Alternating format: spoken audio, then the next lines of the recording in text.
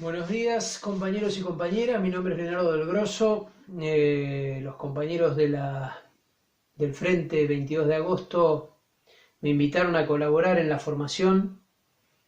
Con mucho gusto acepté la invitación, así que aquí estamos. Este primer video, esta primera conversación que estamos teniendo por este medio es a título introductorio respecto de qué es la formación y algunos conceptos sobre el conocimiento científico y el proceso de aprendizaje. Todos sabemos que la formación no se limita solamente a lo que estudiamos, lo que podríamos llamar educación formal, algunos lo llaman así, o a lo que en nuestro caso la formación teórica, sino que la formación en nuestra vida es todo, nuestras vivencias, las relaciones humanas, los ejemplos que nos inspiran. Pero en el campo de la militancia política, la formación teórica es muy importante, muy importante, para no ir a ciegas, para no ir y para aprovechar el conocimiento creado por otras generaciones de luchadores, por otros pensadores. Es así que tiene que ser, entiendo yo, una práctica normal y regular de la militancia popular el instruirse, el formarse.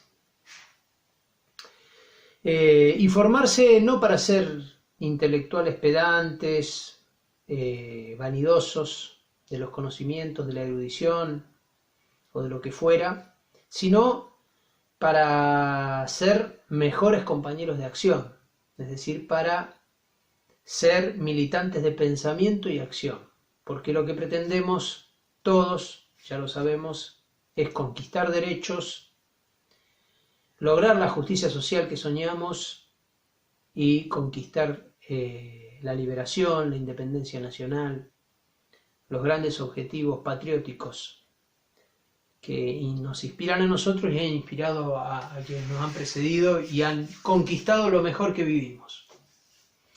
Es así que la teoría, el fin que tiene justamente es potenciarnos para la práctica. En relación a lo que son algunos conceptos que tenemos que tener en cuenta a lo largo de la formación, conceptos sobre conocimiento científico y proceso de aprendizaje, quiero que tengamos presentes algunos. Uno de ellos es el que no todo es lo mismo. Siempre escuchamos decir eso de yo respeto todas las opiniones son igual de válidas, se dice muchas veces, y no estoy de acuerdo. Entiendo sí que si quien dice eso se refiere a respetar en el sentido de escuchar las opiniones de todos, sí, por supuesto que estoy de acuerdo con que tengamos la actitud de escuchar y de apreciar lo que cada uno, el testimonio que cada uno de nosotros podemos dar en la realidad que vivimos. Pero aquí se trata de una actitud como que todas las opiniones valen por igual. Y eso no es así. No todas las verdades, no todas las opiniones son verdades. Si hubiera, por dar un ejemplo, ¿no? Por ahí todos lo tenemos claro, el daño que hace la mentira, o el daño que hace la ignorancia, o el daño que hace la irresponsabilidad en relación con la realidad, el decir cualquier cosa. Pero por si no lo tuviéramos claro, es mejor apelar a un ejemplo que lo puede graficar. Si hubiera alguien que ante una pregunta de ¿esta calle es mano o es contramano? Y manda a la gente en contramano y como resultado de eso hay accidentes, no diríamos todas las opiniones valen lo mismo, sino que justamente decir cualquier cosa tiene sus consecuencias graves. Lo hemos vivido en la política también, por algo también quienes nos oprimen gastan tanta plata pagando a periodistas que mienten. Y vemos cuáles son las consecuencias de las mentiras, las consecuencias de sufrimiento, etc. Entonces, no es lo mismo decir cualquier cosa. La verdad es objetiva, no es algo que dependa de la autopercepción o de la opinión de todos. No, hay opiniones que se ajustan a la verdad y opiniones que son mentiras. Eso es así. Si alguien dijera, tengo la autopercepción de que puedo volar caminando en el aire, porque la ley de la gravedad ya no existe más, eso es una mentira. Y si esa persona es consecuente con lo que piensa, va a terminar estrellada contra el piso queriendo poner a prueba su autopercepción. Entonces, hay una verdad objetiva. Es mentira eso de que no hay una verdad objetiva. No, hay una verdad objetiva. Por supuesto que cada uno, frente a la realidad, está mirando la realidad desde un ángulo determinado, y uno es parte de la realidad y da testimonio de la parte que le toca respecto a la realidad. Pero hay una realidad objetiva. No es que depende de la subjetividad lo que es la realidad. No es que las manos de las calles dependen de la percepción y si yo percibo que la mano tiene que ir para un lado, la realidad se acomoda. Porque si fuera así, entonces ni siquiera sería necesario luchar. Directamente autopercibiríamos una sociedad idílica, justa, espectacular, y debería ser así, porque si lo autopercibimos, y eso no es así. La realidad objetiva existe. Esto es importante tenerlo en cuenta porque muchas veces se pretende esta liviandad, este aparente democratismo en relación con las opiniones, y en realidad lo que se busca justamente es poder contrabandear mentiras y concepciones falsas que forman parte de las maniobras de los opresores para poder dominar mentalmente a los oprimidos. Entonces ese es uno de los elementos que tenemos que tener en cuenta en la formación. Otro elemento que tenemos que tener en cuenta es el concepto del conocimiento científico. El conocimiento científico, según la definición de la Real Academia, podemos buscar otras definiciones, la Real Academia Española de la Lengua Española, sería la Real Academia de la Lengua Española, dice: conjunto de conocimientos obtenidos mediante la observación y el razonamiento sistemáticamente estructurados y de los que se deducen principios y leyes generales con capacidad predictiva y comprobables experimentalmente. Es decir, conocimientos obtenidos mediante la observación y el razonamiento, estructurados sistemáticamente, para sacar conclusiones operativas, leyes generales, principios que permitan actuar sobre la realidad de manera eficaz, y para eso ser capaz de predecir lo que va a ocurrir y al mismo tiempo ser capaz de comprobar cuando hacemos un experimento que lo que suponemos que va a pasar, pasa. Eso es básicamente el conocimiento científico. Tiene, por supuesto, que merece ser más desarrollado y seguramente en el transcurso de la formación lo vamos a desarrollar bien, pero introductoriamente con esto que decimos alcanza. Otro elemento que tenemos que tener en cuenta también es la actitud hacia el saber. No es pecado no saber, pecado es no querer saber. Querer saber es la actitud que tenemos que tener y no tener miedo de ignorar algo y preguntar. Es así como vamos a construir una actitud crítica, es así como vamos a ir escalando en resolver incógnitas, en resolver preguntas, en contestarlas, en preguntarnos. Así vamos construyendo y profundizando y siendo penetrantes en el pensamiento. Porque para poder juzgar con responsabilidad tenemos que tener seguridades que tienen que ver con pensar, con investigar, con verificar.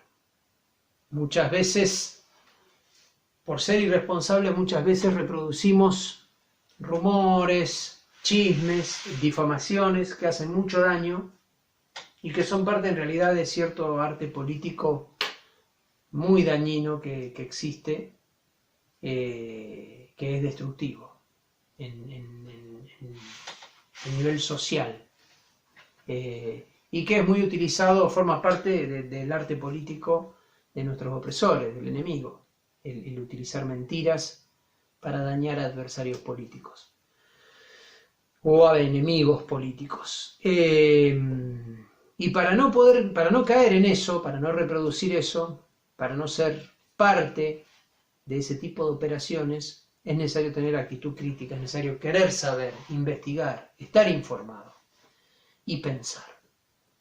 Es así que en esta formación nunca va a estar penalizado, si pudiera hablarse de esa manera, nunca va a estar sancionado, si pudiera hablarse de esa manera, el preguntar. Todo lo contrario, lo que no tenemos que ser es indiferentes. Y sí tenemos que tener una actitud viva, vivaz, vital, de preguntar, de investigar, de buscar la verdad.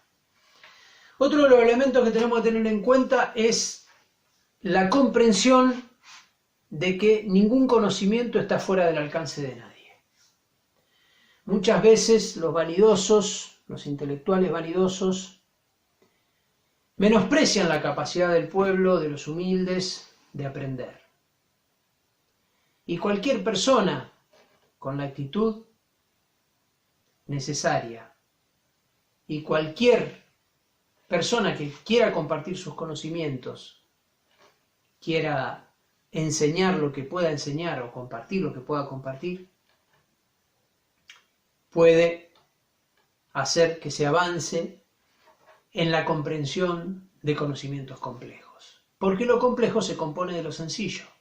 Entonces, comprendiendo lo sencillo, que después se articula y se combina para formar lo complejo, comprendemos lo complejo. Esto significa que yendo al paso necesario que sea ir, que es al paso del aprendizaje de cada uno, no se puede aprender apurado, al paso que sea necesario para que cada uno avance en la comprensión de los conceptos.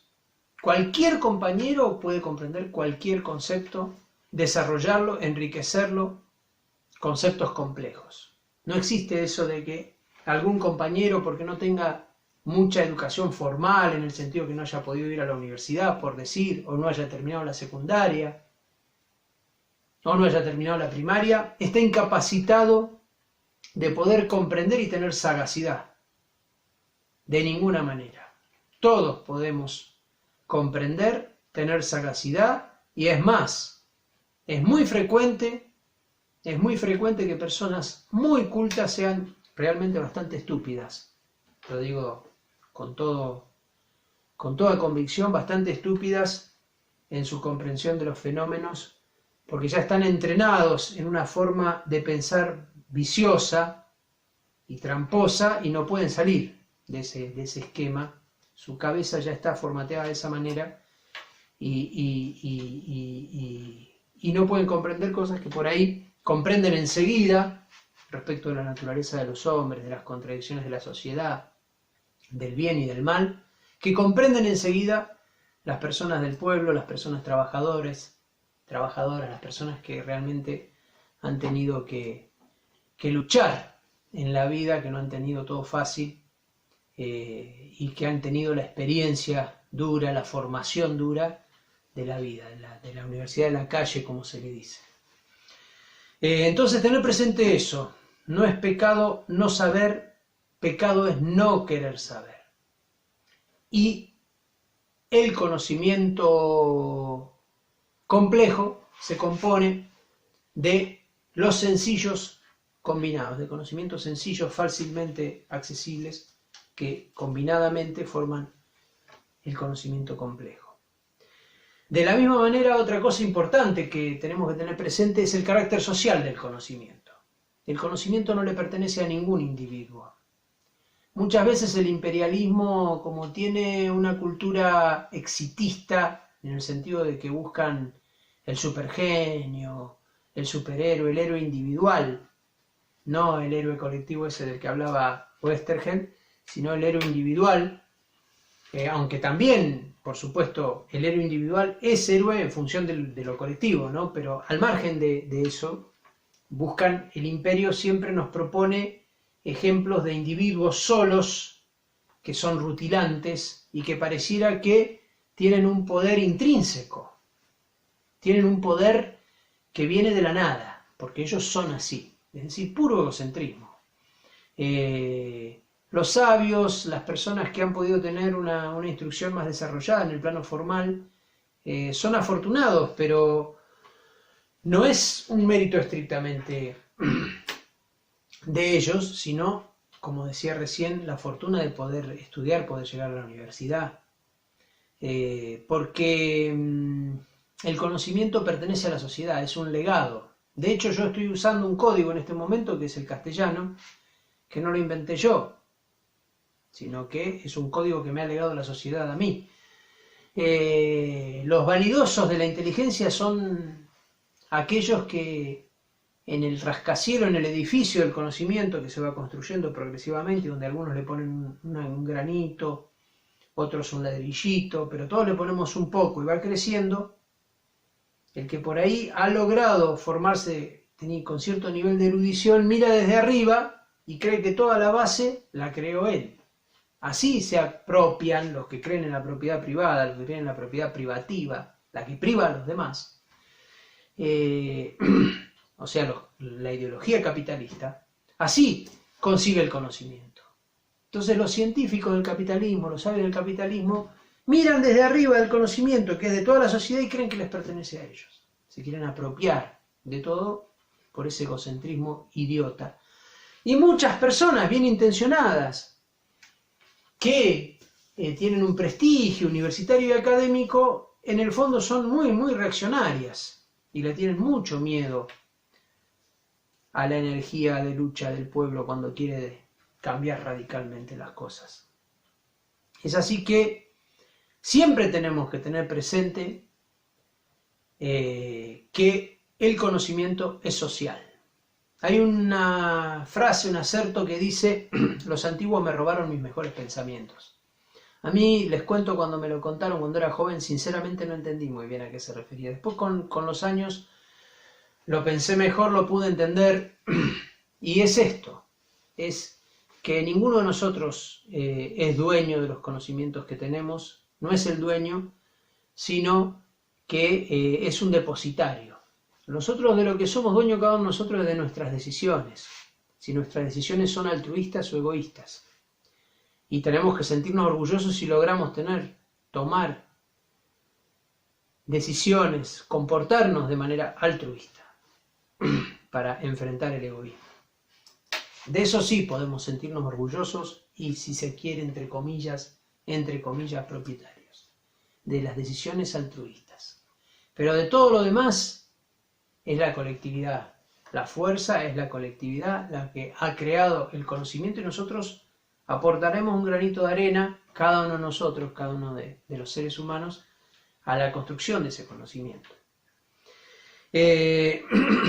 Y por último, les había hablado de la ciencia, el concepto del método científico. El método científico es un concepto que existe, que define, procedimientos, es como una forma de proceder para llegar a una conclusión con cierta certeza. Aquí hay que hacer una diferencia entre lo que son las ciencias sociales y lo que es las ciencias que se le llama duras. A las ciencias duras se le llama a la física, a la química, todo lo que es el conocimiento científico referido a la manipulación de las cosas, de los objetos.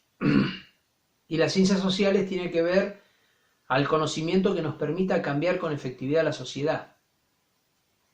Tener una capacidad estratégica, una capacidad política de construir el poder necesario y suficiente como para dar vuelta la situación y realmente hacer cambios profundos en la sociedad.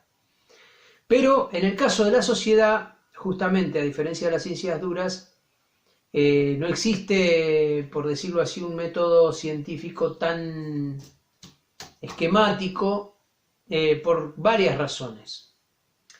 Primero, en las ciencias duras nosotros podemos hacer un experimento y yo agarro este papel y lo prendo fuego y mido cuánto tarda en quemarse, por ejemplo.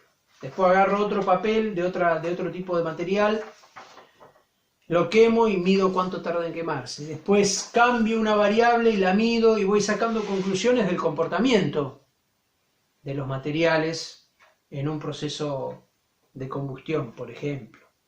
Y así puedo hacer con otro montón de expresiones de la realidad material.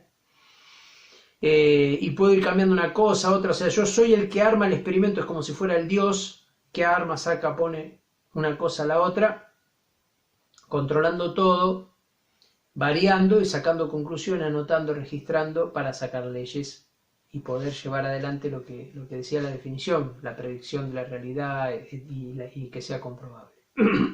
Pero en la sociedad eso no lo podemos hacer.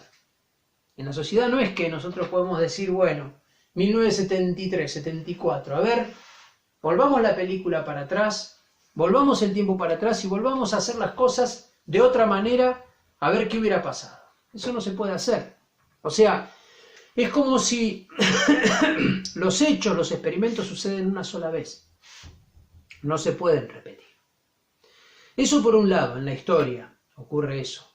Y por otro lado, los seres humanos estamos adentro del experimento. No somos alguien que está afuera y hacemos las cosas y después probamos de nuevo, y si bien tenemos una doble condición, y es que somos sujetos, es decir, estamos adentro del experimento y al mismo tiempo también podemos trazar planes objetivos, estrategias, tácticas para llevar adelante un plan. Es decir, que al mismo tiempo que concebimos una planificación, somos parte de la experiencia. Entonces eso hace que la ciencia social tenga otro tipo de características, aunque también, por eso se trata de la formación teórica, aunque también ha existido y existe mucho debate y mucha elaboración al respecto, y de las cuales, desde mi punto de vista, y es lo que nosotros vamos a basar fundamentalmente la formación, por lo menos que yo pretendo compartir, a basarnos en lo que se denomina marxismo-leninismo. Esto justamente es, en el campo de las ciencias sociales, lo que yo entiendo que se acerca más a lo científico, a lo eficaz. Y esto no lo digo solamente por una cuestión de que, habiendo estudiado algo de todo lo que es el marxismo-leninismo, me haya convencido de su coherencia, de su estructuración coherente desde el punto de vista lógico, sino también, aún si lo pensara desde el punto de vista práctico y pragmático, millones de seres humanos en el siglo XX, millones de seres humanos hicieron enormes revoluciones guiados por este tipo de ciencia social revolucionaria. Y concretamente, si nosotros viéramos hoy, por ejemplo, China, más allá de lo que es el régimen económico actual en China y cómo son sus relaciones sociales, eso es motivo de otra discusión, pero lo que es China como potencia y como unidad política, es decir, que 1.400 millones de seres humanos estén unidos en una sola patria, constituidos en una sola patria, y tengamos en cuenta que China no se habla un solo idioma en China. En China se hablan muchos idiomas porque hay muchos pueblos en China, así como en Argentina también se hablan muchos idiomas porque están los idiomas de los pueblos originarios, además del castellano. En China lo mismo, sin embargo, hay 1.400 millones unidos en una sola entidad política y eso se constituyó a partir del marxismo-leninismo. Rusia hoy no es la Unión Soviética, todos estamos de acuerdo, pero Rusia hoy es en parte una continuidad de lo que fue el poder soviético en su momento. Y bueno, y el conjunto de revoluciones, la revolución cubana, que estuvo inspirada en José Martí y también en el marxismo-leninismo, y muchos de los grandes líderes también se han nutrido del pensamiento marxista-leninista, aunque no se hayan autodefinido de esa manera. Es decir que, por lo menos para mí, me parece que representa la corriente de pensamiento, de doctrina y de ciencia social más eficaz para poder analizar correctamente cómo funciona la sociedad y para poder trazar un camino y una estrategia para poder cambiarla. Es decir que el curso se va a basar, el curso o la formación, se va a basar en gran medida en el marxismo-leninismo. Por lo menos lo que yo puedo aportar, sin lo que yo conozco, no soy tampoco una persona que se ha dedicado a estudiarlo en todas sus expresiones, ni soy un erudito del tema, pero bueno, pongo a disposición de los compañeros lo que sé y lo que no sé, si hay otro que sabe más, genial, lo enriqueceremos. Así que eso también tenerlo en cuenta y antes de despedirme les voy a contar cuáles son los núcleos conceptuales temáticos con los que nos vamos a guiar. Son 3 núcleos. Un núcleo aborda lo que es el materialismo dialéctico e histórico. Otro núcleo aborda lo que es historia argentina y nuestroamericana. Y otro núcleo aborda lo que es la revolución socialista como concepto. Después, cada uno de estos núcleos, por supuesto, tienen un montón de subpuntos o de ítems o de conceptos que tienen que ser desarrollados desde ya. Y además vamos a ir viendo, en función de la dinámica, esto no necesariamente va a ser primero un núcleo, después otro y después otro, sino que vamos a ir intercalando en la medida que vayamos desarrollando la formación.